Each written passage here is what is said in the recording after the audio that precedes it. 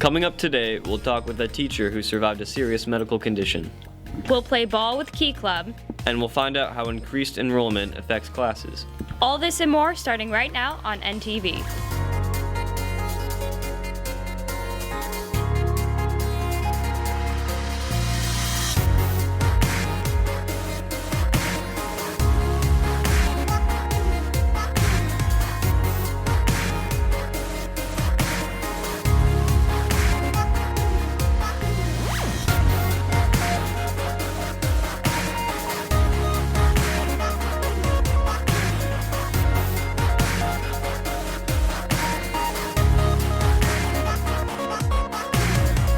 Good morning, McKinney North High School. I'm Michael Robleski. And I'm Ashley Jones.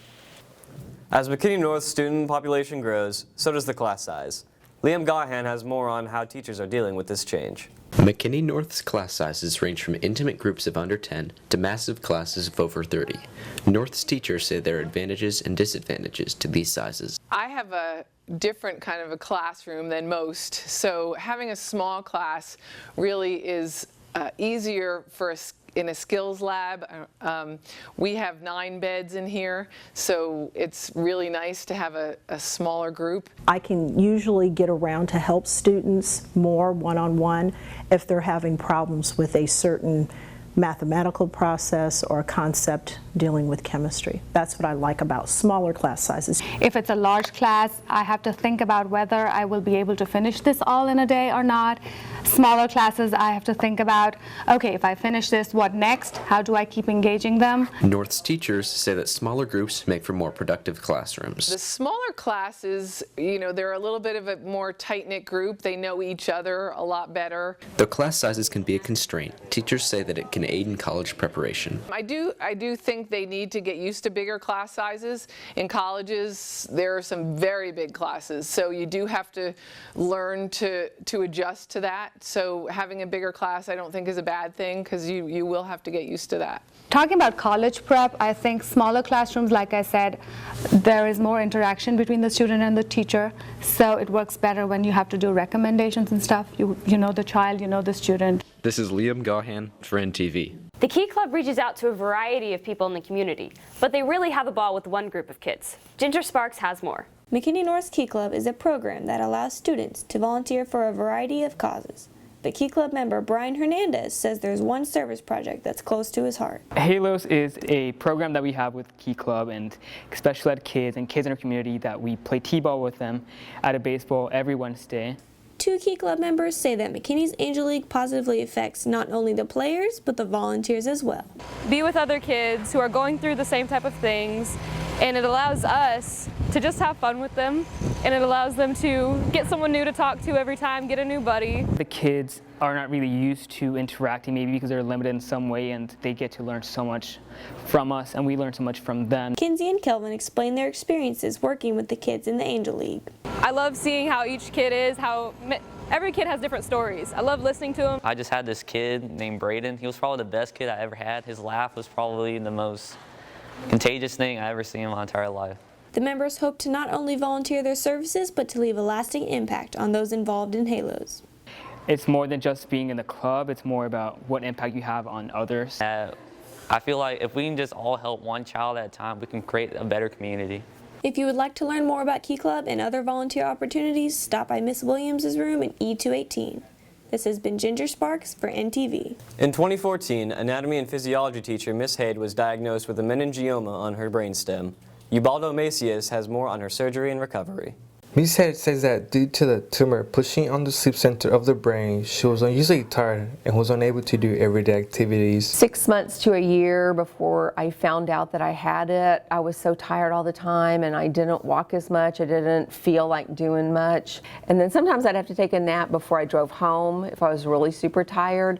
Otherwise, I would fall asleep at the stoplight at Hardin in Virginia. With Ms. Haid's previous knowledge of the subject she teaches, it was much easier for her to understand what was going on with her illness. Just because of my anatomy background, I kind of could process what was going on and how it could be dealt with. Being at McKinney North during her treatment was a big help to Ms. Haid.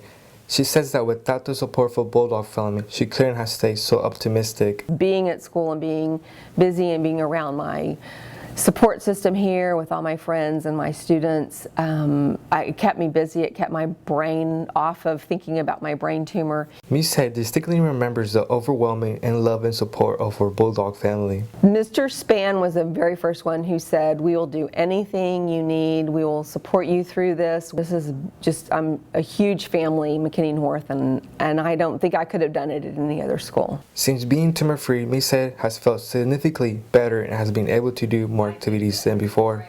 I'm walking, I'm doing yoga, I feel better in class, I'm more active and energetic. So now that it's out, it's actually better. Miss Hay is very thankful for being healthy and being able to teach her students. And every morning when I get up and thank God that I'm alive and that I'm here and that I get the opportunity to come to school and teach, and I really do love that. This has been Ubaldo Macias for NTV. Now here's Seth Viragi with sports. Thanks, Ashley. The football team is coming off a win over McKinney High. Coach Vecchi says this gives his team more than just bragging rights. That's a huge win because it puts us right back in the mix. It sets us at 2-2 in district where we want to be. Very proud of our kids handling the atmosphere, handling not such a great start to the night, but came out, played really well, and very proud of them. The Bulldogs play tonight against the Denison Yellow Jackets in Denison at 7:30. The volleyball team season is winding down, so they only have 2 games left. They play against Denison tonight. Varsity volleyball player Erica Tucker says they want to finish their season strong. For Prosper, I'm excited to take them on for they're first in the region, so it'll be fun to play them and just go all out and finish our season trying our hardest. The varsity tennis team ended their fall season on Tuesday at area tournament. They now look forward to individual competition, which starts in January. That's all for sports. Back to you. Hey Michael, what was your most embarrassing Halloween costume? I went as Steve from Blue's Clues in 3rd grade. Wow, weren't you a little old for that?